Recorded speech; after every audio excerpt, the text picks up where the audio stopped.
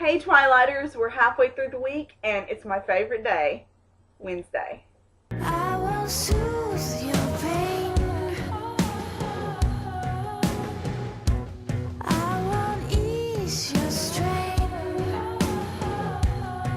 I got nothing for you to gain. It's fan fiction day, and by now you've probably noticed that it is probably my favorite theme to do, because since I got to college, actually, I have loved fan fiction. I never really read it a lot in high school, but in college, I seem to have a lot of more free time on my hands sometimes, and I have absolutely loved some of the fan fiction that I have found since falling in love with Twilight. All three fan fictions this week once again come from twilighted.net. I have found some wonderful stories on this site, but I think next week I'm going to try and cover a different site. A special theme is going on for some reason with all my stories lately. I've fallen in love with stories that have different perspectives, unique perspectives, or what I like to call sides of the story we never really got to hear. Because if you've read the books, I really hope you've read the books and not just watched the movie, then you know that it's only Bella and Jacob's point of views. Well, there is loads and loads of characters, minor, major, that you never get to hear their side of the story. So those wonderful authors out there have created it for us.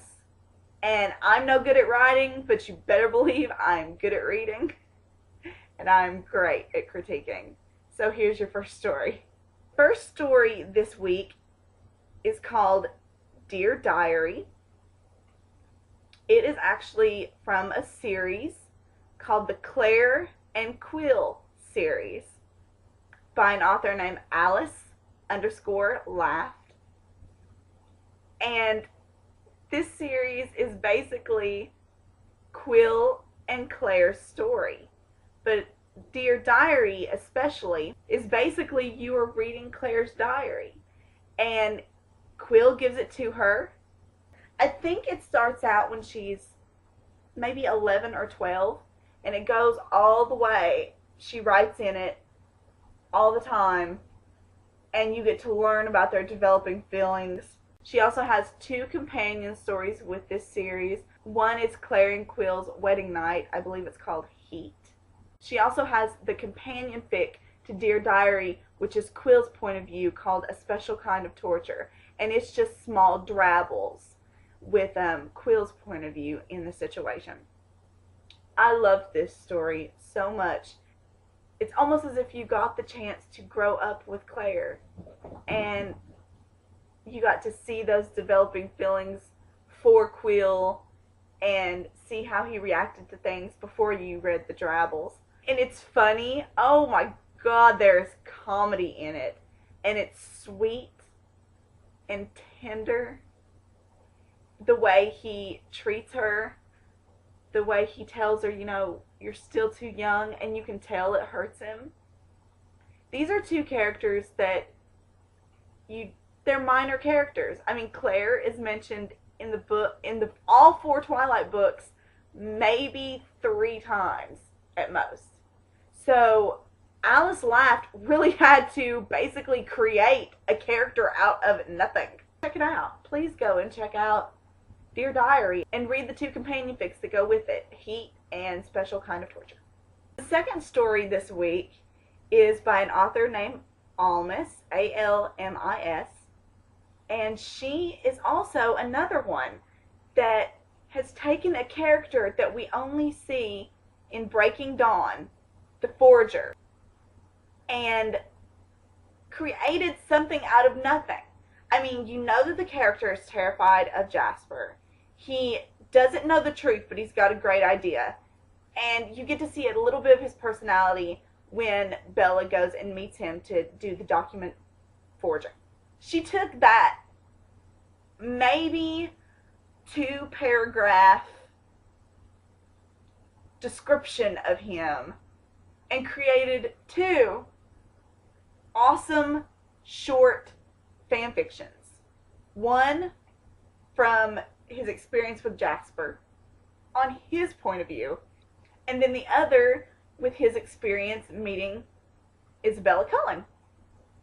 I love this story simply because she has got his personality down packed. This man is terrified. He really is just like, he's the most nervous criminal I've ever seen.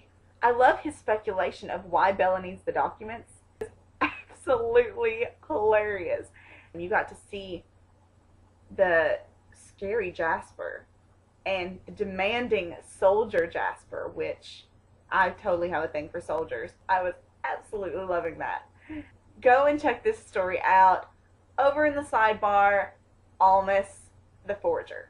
Surprisingly enough, my third choice is, of course, my pick of the week. And it is also the shortest of the three. This story is so beautiful that it made me cry. But this story is by an author named openmouthwideeye.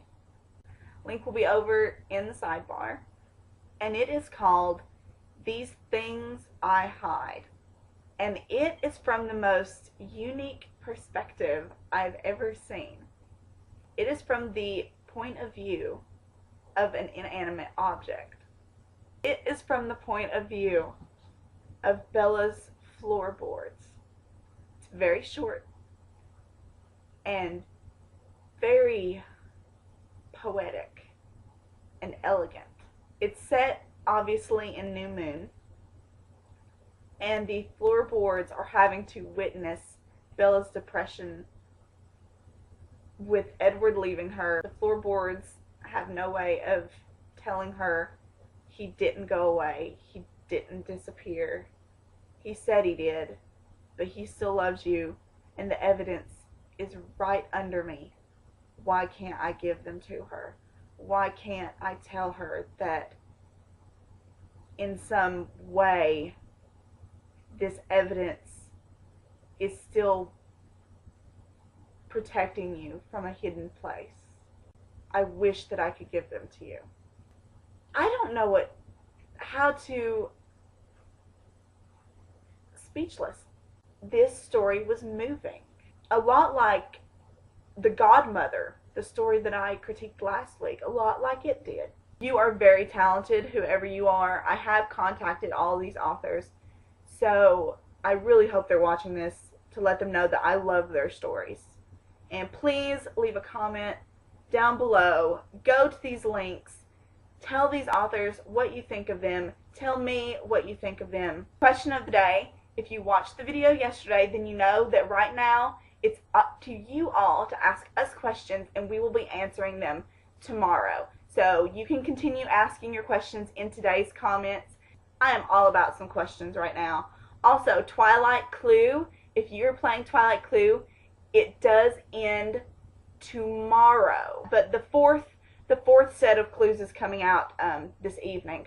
So me and Amy are still playing. So I'm going to put that link as well for Peace Love Twilight blog over in the sidebar so you can get caught up with everybody else if you're not playing. So till tomorrow, everybody, be safe.